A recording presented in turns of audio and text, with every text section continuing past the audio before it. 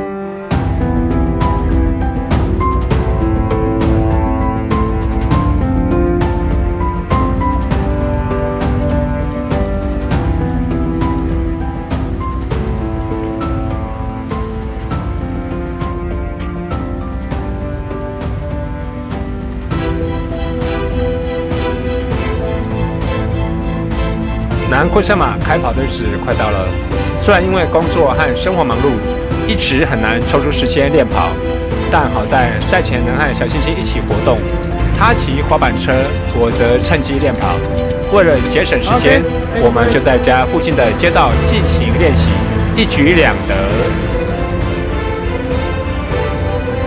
时长26分16秒，距离3公里，已燃烧121秒，速度每公里。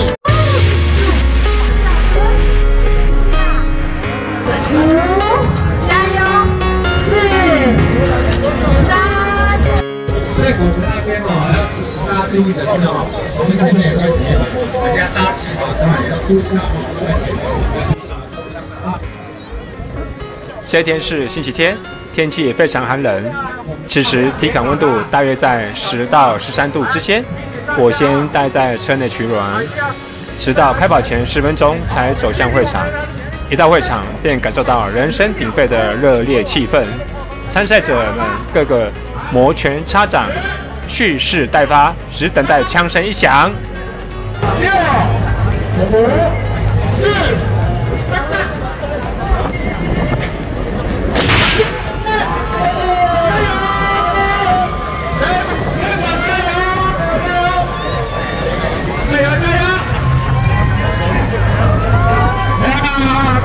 跑热情的往前冲！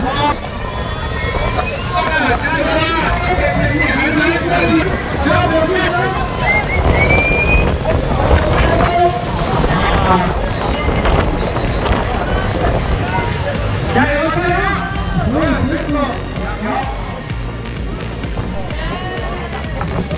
虽然已经是早上6点，但天色依然昏暗。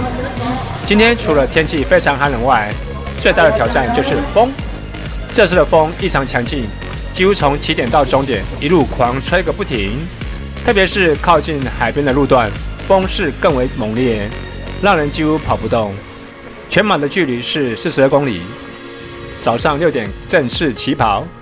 虽然赛事限时8小时，下午2点前完赛应该没有问题，但这样的强风对成绩影响却不容小觑。这次的路跑的补给，从第一站到最后一站都非常充足，为跑者提供了非常丰富的能量补充，让人倍感窝心。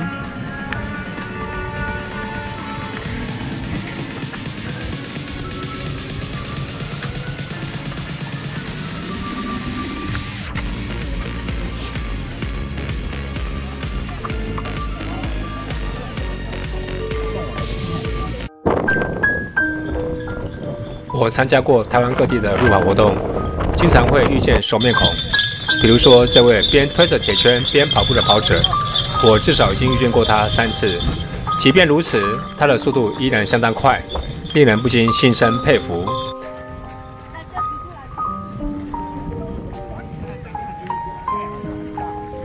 今天参加全马路跑的人数并不多，顶多只有800人左右。除了起跑时稍微有一些拥挤外，整个赛程下来都相对宽松，跑起来并不会感到压迫。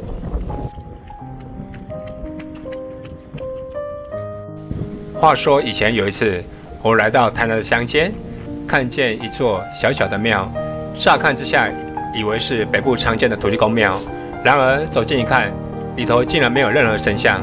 我疑惑地问：“那不行？”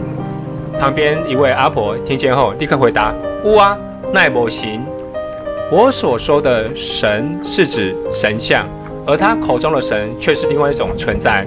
如今回想起这段经历，别有一番趣味。烧707卡。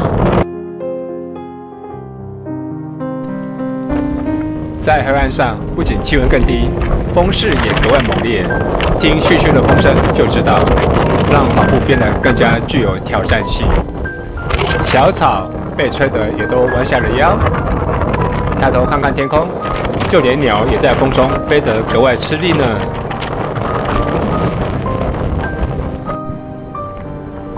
这次是我的第15场全马，也是我遇过风势最强劲的一次路跑。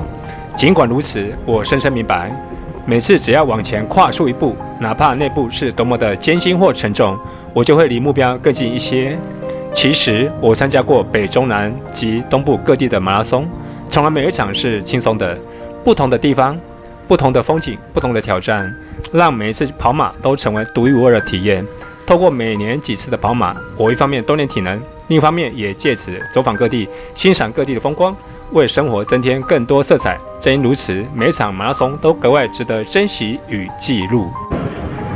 一位铁马骑士经过，随口问我：“你们在干嘛？”我笑着回答：“我们在跑马拉松啊。”他看到我喘吁吁的样子，便好心地问：“要不要喝水？”我笑着摇头说：“不用了，谢谢。”不久，一辆货车从桥上对向驶来，运奖大哥特地摇下车窗，高声对我喊了一句：“加油啦！”像这样热情又友善的人，在路跑的过程中经常遇见。正因为如此，有人说台湾最美的风景是人，这句话真是一点也没错。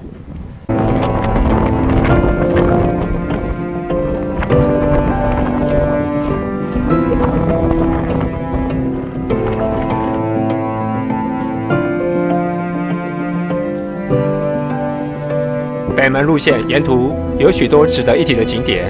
首先会经过台湾五角病医疗纪念馆，这里曾是被誉为台湾五角病之父的王金和医师的诊所。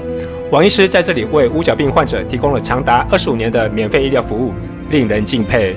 接着路线来到人气打卡景点水晶教堂，这座建筑以其独特的外形吸引了许多游客驻足拍照。最后路线延伸至金仔角盐田，再进行回转。金仔角瓦盘盐田是台湾现存历史最悠久的盐田，采用瓦钢片铺设而成，距今已有200年的历史。在这里不仅能见证岁月的痕迹，还能感受到盐业文化的发展与深厚的历史底蕴。离终点不到10K 了，就在此时，眼前忽然映入了一片壮丽的芒花海美景，为艰辛的路跑旅程注入了一抹诗意与动人的色彩。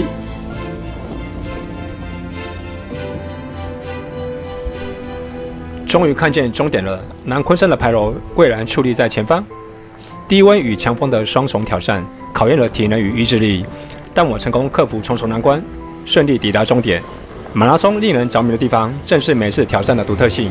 这是我的第15场全马，每一步仿佛都在提醒自己，挑战的意义不只是抵达终点，更在于相信自己 ，I can make it。